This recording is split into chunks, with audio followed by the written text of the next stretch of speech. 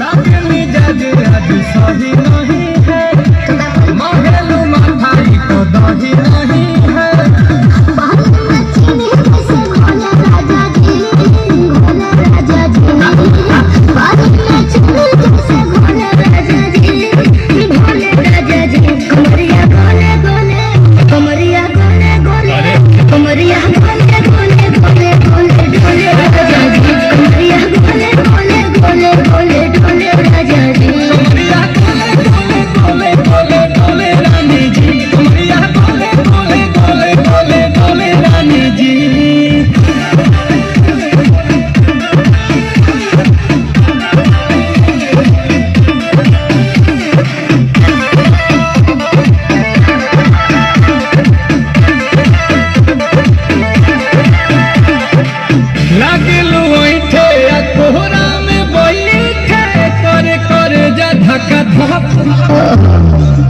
कहल झूठे की जाला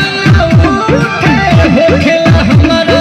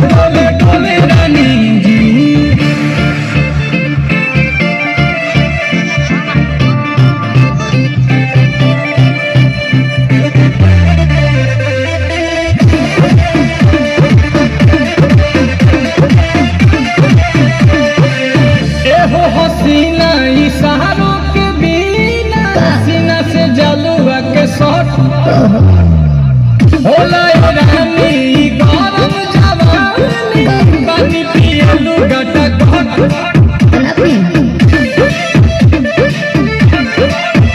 या कमरे में चलो जरा सा मानो कि तुम हो सीधे साधे तुम्हें पूछो न कुछ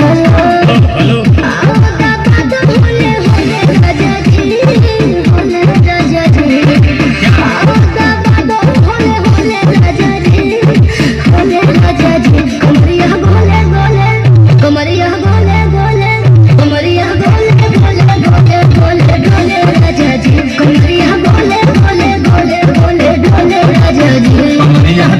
गोले गोले गोले